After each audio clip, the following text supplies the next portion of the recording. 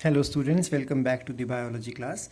So in the last class we started the topic of the hard connective tissue, or you can better call it as the skeletal connective tissue. We finished the topic of cartilages and bones. We learned the differences that the cartilage is a solid one just like the bones, but it is not so rigid because its quality is that it undergoes some amount of flexibility.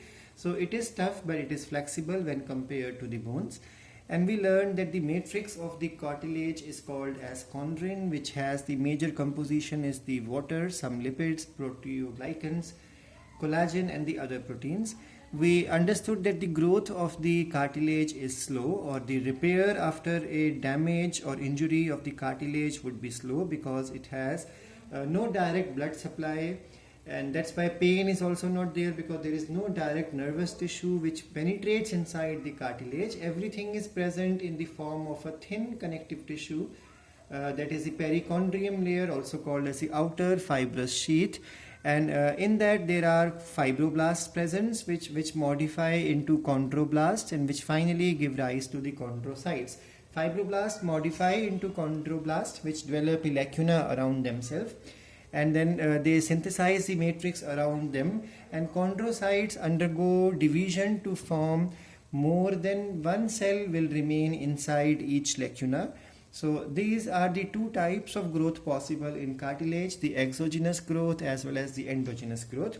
I have discussed all these things in the last class. That the nutrition receiving is very slow in cartilage, the process of diffusion, that's why its repair and growth is very slow. We did the types of the cartilage in the last class, that is the hyaline cartilage, calcified cartilage, white fibrous and the yellow elastic cartilage. The most prevalent and found in the embryonic skeleton of the land vertebrates is the hyaline one, which is white or glossy blue in color, and it undergoes calcification to develop into calcified type of cartilage which has less elasticity but more rigidity, and it is found in the backbone of the cartilaginous fish or sharks. So, the third type we learned was the white fibrous cartilage, which is rich in collagen fiber and has rows of chondrocytes in the lacuna, and it is the strongest cartilage and is found in the intervertebral discs or the pubic symphysis. The yellow elastic type of cartilage is rich in elastin and it has perichondrium. White fibrous does not have perichondrium. It is flexible and elastic and is found in pinna as well as the tip of the nose. We did the bones also in the last class, that it is also called as the osseous tissue. It is the hardest tissue of the vertebrates, and then it has periosteum as well as endoosteum. Then outer layer of periosteum does not participate in growth formation, but the inner one does participate, and its matrix in that case of cartilage, the matrix was called as chondrin. Here it is called as ossen. It has organic matter as well as inorganic matter. Inorganic in the form of calcium phosphate, carbonate, magnesium phosphate as magnesium fluoride, and the organic phosphate is in the form of collagen fiber and sulfated monopolysaccharide. The matrix exists in the form of lamellae. Those lamellae are thin layers and they can be concentric, they can be in between the Haversian canals, or they may be towards the outer surface or the inner surface, and we learned the term Haversian laminae, interstitial laminae, circumferential laminae, outer as well as the inner. We learned the difference between the lacunae of cartilage and bone in the last class, that the smooth surface of the lacunae is in the cartilage, and then there are processes which are called as canaliculi or canaliculus for singular in the case of the bones lacunae, and the cell present inside the cartilaginous lacunae were multiple. Here just one cell is present and its cytoplasm also protrudes inside the canaliculus.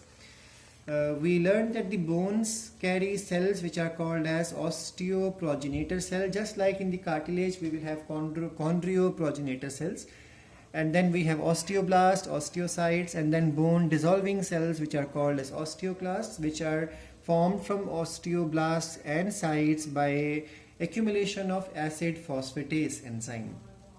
Endoosteum is also present, and we learned the meaning of the bone marrow. The marrow is the cavity present in the long bones, and the tissue is called as the bone marrow, or also called as the myeloid tissue, and the cavity is also called as the medullary cavity. Long bone has two main parts, epiphysis and the diaphysis. Epiphysis is rich in red bone marrow, and the diaphysis carries a cavity which has the yellow bone marrow. Here the bones are soft one, here the bones are the hard one, or you can say the compact bone and the spongy bone. On the next page we did that. There are two types of bone marrows, red bone marrow and yellow. We in the beginning have all yellow bone marrow which slowly give rise to the yellow one, and red is found in very few places in the adult person.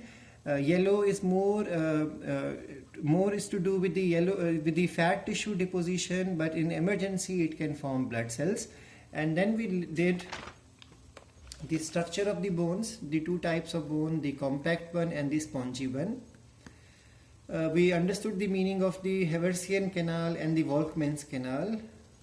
And then we did the types of the cartilage, types of the bones, which are cartilaginous bone, membranous bone, sesamoid bone and visceral bone, which develop from cartilage, which develop from the connective tissue by ossification, which develop by ossification of tendons, which develops in the internal soft organs, like in the penis of some animals, clitoris of some animals, in the eyelids of crocodile, and in the heart of the deer. So accordingly their names are different. And we learned in the last class that burning of the bone will cause its organic portion to disappear as carbon dioxide, and leftover portion is inorganic part which is left as ash. KOH or alkaline medium does not have any effect on the bone, but dilute acids will cause its inorganic parts to dissolve, and the leftover portion is the organic portion left. So this is how studies of bones are done by scientists.